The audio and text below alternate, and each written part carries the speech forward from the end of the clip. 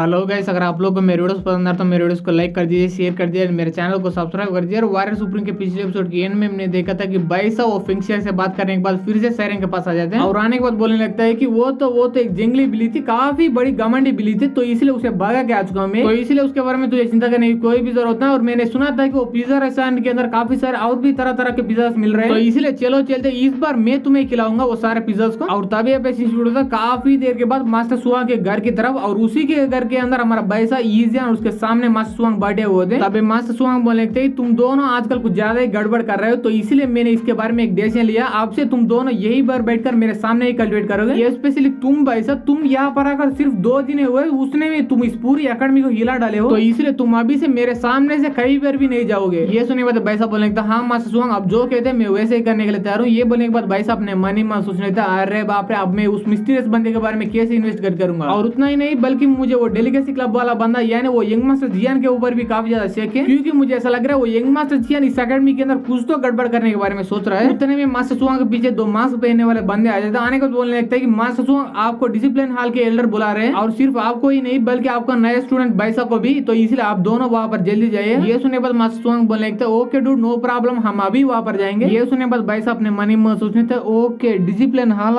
Interesting, वहां पर मुझे एक मौका मिल सकती है। तभी उसी डिसिप्लिन हॉल के सामने वहीं पर हमारा मास्टर सुआंग को बाइसा को दोनों को वो सारे गार्ड्स मिलकर ले आ चुके होते। तभी हमें राइटर बताता है कि ये डिसिप्लिन हॉल इस अकेडमी के one of the most important hall है, क्योंकि ये सारे अकेडमी के गार्ड्स इसी डिसिप्लिन हॉल के अंडर आ जाते हैं। तो इसलिए अगर ये डिसिप्लिन हॉल की एल्डर को ऐसा लगा कि कोई बंदा इस अकेडमी के रूल्स तोड़ रहा है, उसको आसानी से धक्के मार के बाहर निकाल ले सकते हैं, वो चाहे वो बंदा इसी अकेडमी का कोई स्टूडेंट हो या इसी अकेडमी का कोई मास्टर भी हो। तभी हम वो डिसिप्लिन हॉल की एल्डर की तरफ देखते, वो सामने की तरफ देखकर बोला होता है मास्टर सुआंग तेरी हिम्मत भी कैसे हुई, तुमने एक स्टूडेंट को बनाया जिसके पास फैमिली बेस बिल्कुल नहीं था, और तुम्हें भी अच्छी तरह से पता कि ऐसा करना हमारा एकेडमी के रूल्स के अगेंस्ट है, तो इसलिए इसके बारे में तुम क्या कहना चाहते हो। ये सुनने बाद मास्टर सुआंग बोलने लगता है एल्डर, मैं तुमसे सिर्फ 2 ही बात कहना चाहता हूँ। पहले बात है कि हमारे एकेडमी के प्रिंसिपल ने मुझे पहले ही कहा था कि किसी के बंदे की औकात अपना फैमिली बेस को देख के बिल्कुल ही नहीं पता चलता। और दूसरी बात है कि यहाँ पर आने की दूसरे दिन मेरे स्टूडेंट ने जाकर एक फैमिली बेस को बना के लेके आ चुके हैं। उतने में पीछे से नोबल सोसाइटी का प्रेसिडेंट आ जाता है। आने के तुरंत बोलने लगता है कि मास्टर सुआंग मैं भी तुमसे 2 ही बात कहना चाहता हूँ। उनमें पहली बात यह है कि जो बात है वो प्रिंसिपल ने कहा वो सिर्फ उनकी बात है, बल्कि इस अकेडमी के रूल्स बिल्कुल भी यही नहीं। और दूसरी बात है कि तुम्हारा स्टूडेंट ने दूसरे दिन ही जाकर उस के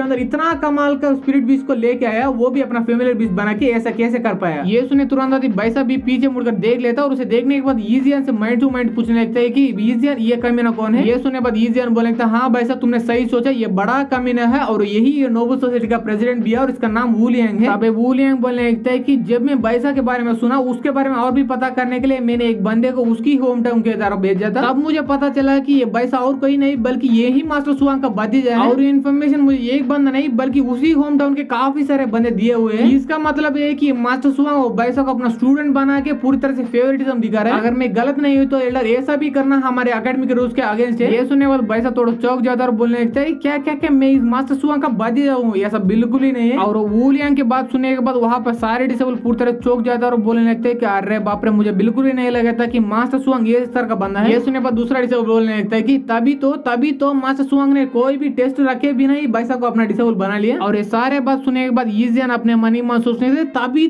तो मुझे लगा था कि चूरन का पूरी तरह से बेइज्जती होने के बाद भी उसने या नोबल सोसाइटी के कोई भी बंदे ने बाइसा के अगेंस्ट कुछ भी नहीं किया। पर अब मुझे समझ आ रहा है कि वो सारे लोग मिलकर बाइसा के अगेंस्ट जुड़े इल्जाम लगाने के लिए जुड़े एविडेंस को प्रिपेयर करने में लगे थे। और मानना ही पड़ेगा भाई उन बंदे को, क्योंकि इसके बाद सिर्फ बाइसा ही नहीं बल्कि मास्टर सुआंग भी इस अकेडमी से एक्सपेल हो जाएगा। इसके बाद भी वो वू लियांग बोलने लगता है कि इतना ही नहीं एल्डर, बल्कि मैंने ये भी सुना था कि जिस दिन ये बाइसा इस अकेडमी के अंदर आया उसी दिन इस अकेडमी के अंदर एक लड़की घुसी पड़ी, वो भी ऐसा वैसे प्लेस के अंदर नहीं बल्कि हमारे अकेडमी के अंदर one of the important place treasure room के अंदर चोरी करने के लिए। और उस लड़की को भी यही बाइसा ने एस्केप करने में मदद किया था। तो इसलिए मुझे सच बताओ बाइसा, वो लड़की कौन है और उसके बीच में और तुम्हारे बीच में रिलेशन क्या है। ये सुनेगा तो बाइसा बोलने लगते वो लड़की मेरे गर्लफ्रेंड थी, उसका नाम बाइसिया था, और उसी रात हुआ लफड़े की वजह से वो उसके बीच में और मेरे बीच में काफी ज्यादा लफड़े होने लगे, तो इसलिए हमारे बीच में पूरी तरह से ब्रेकअप हो गया। तो इसलिए अब वो लड़की कहाँ पर है उसके बारे में मुझे कुछ भी नहीं पता। और तभी हम वहाँ पर देखते, वहाँ पर वो फिंक्शियर भी आ चुके होते। आने के तुरंत बाद ये सारे कांड को देखने के बाद वो अपने मन ही मन सोचने लगते ये बंदा इतना डेंजरस सिचुएशन के अंदर फंसने के बाद भी ये मेरा नाम बिल्कुल भी रिवील ही नहीं कर रहा है, ये बंदा सच में एक लॉयल बंदा है। तब हम डिसिप्लिन हॉल के एल्डर की तरफ देखते, वो सारे बात सुनने के बाद बोल रहा होता है अब कुछ भी बात करने की कोई भी जरूरत नहीं, क्योंकि मैं ऑलरेडी अपना फैसला ले चुका हूँ। मुझे पूरा यकीन है कि ये मास्टर सुआंग और उसका स्टूडेंट बाइसा दोनों इस अकेडमी के रूल्स के पूरी तरह तोड़ चुके हैं, तो इसलिए उन दोनों को जेल में बंद कर दिया था, वो भी 10 दिनों के लिए। और 10 दिन के बाद मैं जाकर इस मामले के बारे में प्रिंसिपल को बताऊंगा और उसके बाद मैं डायरेक्टली आकर इन दोनों को खुद ही एक्सपेल करूंगा इस अकेडमी से। और ये सारे बात सुनने के बाद भाई साहब अपने मन ही मन सोचने लगता है कि मुझे लगा था कि यहाँ पर आने के तुरंत बाद मुझे एक बढ़िया सा अपॉर्चुनिटी मिल जाएगी, और मिल गया। ये सोचने के बाद ये भाई साहब एल्डर से बोला होता है, एल्डर आपको ऐसा लग रहा होगा ये मास्टर सुअंग मेरे ताकत को देखे नहीं बल्कि अपना भतीजा होने की वजह से अपना स्टूडेंट को बना लिया है, और ये बात पूरी तरह से गलत है और मैं इस बात को आसानी से प्रूव कर सकता हूँ आप सभी लोगों को। ये सुनने के बाद एल्डर पूछने लगता है क्या तुम इसके बारे में प्रूव कर सकते हो, पर तुम कैसे प्रूव कर सकते हो। ये सुनने के बाद भाई साहब बोलने लगता है ये काफी ज्यादा सिंपल है एल्डर, क्योंकि आपको भी अच्छी तरह से पता है कि मेरे सामने ये बंदा और कोई नहीं बल्कि इसी अकेडमी का नोबल सोसाइटी का प्रेसिडेंट है। इसका मतलब ये बंदा जरूर कोई स्ट्रांग बंदा होगा ही ना, तो इसलिए मैं इसी बंदे को चैलेंज करना चाहता हूँ। अगर मैं इस बंदे को चैलेंज करके इसके बाद जीत जाऊं तो तुम सारे लोगों को ऑब्वियसली पता चल जाएगा मैं काफी ज्यादा स्ट्रांग हूँ, और मुझे जैसे स्ट्रांग बंदे को मास्टर सुअंग ही नहीं बल्कि कोई भी बंदा अपना डिसेबल आसानी से बनाना चाहता है। अगर ये बात यहाँ पर प्रूव हो जाएगी तो इसके साथ साथ ही एक और बात प्रूव हो जाएगी, और वो बात ये है कि ये नोबल सोसाइटी का प्रेसिडेंट जानबूझ के यहाँ पर आकर मेरे ऊपर झूठे झूठे इल्जाम लगाकर मुझे स्कूल से बाहर निकालना चाहते हैं, और तुम लोगों को भी अच्छी तरह से पता है कि ऐसा करना अकेडमी के रूल्स के अगेंस्ट है, तो इसलिए इसको भी जरूर पनिशमेंट मिलना चाहिए। और ये सारे बात बोलने के बाद ये भाई साहब वुलियंग से पूछने लगता है क्या वुलियंग तुम मेरे साथ फाइट करने के लिए तैयार होगा। ये सुनने के बाद वुलियंग थोड़ा चौंक जाते हैं, और ये सारे बात सुनने के बाद वहाँ पे वो सारे डिसेबल पूरी तरह से हिल जाते हैं। तब ये ईजियन अपने मन ही मन सोचने थे क्या क्या ये भाई साहब पूरी तरह से पागल हो गया क्या। तब वुलियंग भी ये फाइट के लिए एक्सेप्ट कर लेता। तब ये सुनने के बाद भाई साहब बोलने लगता अगर ऐसी बात है हम यही पर 3 दिन के बाद फाइट करेंगे इसी अकेडमी के अंदर। तभी यहाँ पे शिशुड़ा कुछ देर बाद का नोबल सोसाइटी के अंदर वहाँ पर फिर से वो वुलियंग अपना सिंहासन पर बैठे हुए होते हैं, और तभी उसके सामने वो वानले और उसके साथ एक और बंदा आ चुका होता है। तभी ये वुलियंग बोलने लगता है कि मुझे बिल्कुल ही नहीं लगा था वो भाई साहब इतना बड़ा पागल होगा कि वो सभी लोगों के सामने मुझे चैलेंज किया एक फाइट के लिए। अगर मैं सच बोलूं तो 3 दिन के बाद ही नहीं बल्कि अगर भाई साहब वहीं पर भी फाइट करने के लिए मैं बोला था, मैं वहीं पर भी फाइट करने के लिए तैयार था, क्योंकि उस भाई साहब को कुचलने के लिए मेरा पूरा ताकत नहीं बल्कि आधा ताकत ही काफी ज्यादा होगा। ये सुनने के बाद वहीं पर एक बंदा बोलने लगता है प्रेसिडेंट आपको भी अच्छी तरह से पता है कि वहां पर वो भाई साहब के पास और कोई चॉइस ही नहीं था, क्योंकि अगर वहीं पर भाई साहब आपको नहीं चैलेंज करता तो उसके बाद उन दोनों को जेल में बंद कर दिया था। तब वानली बोलने लगता है कि प्रेसिडेंट आप उस भाई साहब को इतना भी लाइटली मत लीजिए क्योंकि वो काफी ज्यादा कमीना बंदा है, इसीलिए उसने 3 दिन के बाद जानबूझ के इस फाइट को लगाया है, तो इसलिए मुझे ऐसा लग रहा है वो 3 दिन के अंदर कुछ जैसा गड़बड़ करने के बारे में सोच रहा होगा। ये सुनने बाद वुलियंग बोलने लगता है तू इसके बारे में चिंता करने की कोई भी जरूरत नहीं, क्योंकि मेरे पास काफी ज्यादा ताकत है और उसी ताकत को यूज करके मैं वहीं पर कुचल के रख दूंगा उसे। चाहे वो वैसे ये 3 दिन के अंदर अंदर वो मुझसे कितना भी बचने की कोशिश करे फिर भी वो मुझसे बिल्कुल भी बच ही नहीं पाएगा। और तभी अब तो भाईसा के घर के अंदर वहीं पर हमारे ईजियन आ चुके होते हैं। आने के तुरंत बाद चिल्लाने लगता है भाई साहब मुझे बिल्कुल भी नहीं लगा था कि तुम इतना बड़ा बुद्धू हो। ये सुने बाद भाई साहब बोलने लगता हाँ मैं भी मानता हूँ मैं भी काफी बड़ा बुद्धू हूँ, क्योंकि मुझे अभी भी पता चला कि वो पिज्जा रेस्टोरेंट होम डिलीवरी भी करती है। ये सुने बाद ईजियन और भी चिल्लाने लगता है बुद्धू बुद्धू मैं उसके बारे में बात नहीं कर रहा हूँ बल्कि तुम्हारे बीच में और वुलियंग के बीच में फाइट के बारे में बात कर रहा हूँ, क्योंकि वो वुलियंग 1 साल पहले ही 4th स्टेज पर गया हुआ है और तुम 1 दिन पहले ही 3रे स्टेज पर गए हुए हैं। क्या तुम्हें सच में लगता है तुम उसको आसानी से हरा पाओगे, या तुम उस वुलियंग को चैलेंज करके अपने आप को सुसाइड करके मारना चाहते हो। ये सुने तुरंत बाद भाई साहब ईजियन के पास आ जाता है। आने तुरंत बाद पूछने लगता है कि एक सेकंड यहाँ पर मैं मर रहा हूँ फिर भी तुम मेरे से भी काफी ज्यादा टेंशन ले रहे हो, कहीं तुम मेरे प्यार में तो नहीं गिर गए हो। ये सुनने बाद ईजियन शर्माते शर्माते बोलने लगता है बकवास बकवास बंद करो कमीने का, क्या और तुम नहीं बंद करो तो उसके बाद 3 दिन के बाद नहीं बल्कि अभी मैं मार के रख दूंगी। ये बोलने तुरंत बाद हमारे एपिसोड ये पर खत्म हो जाता है। अगर आप लोग को ये एपिसोड पसंद आए तो एपिसोड को लाइक कर दीजिए, शेयर कर दीजिए एंड सब्सक्राइब कर दीजिए। Thanks for watching guys.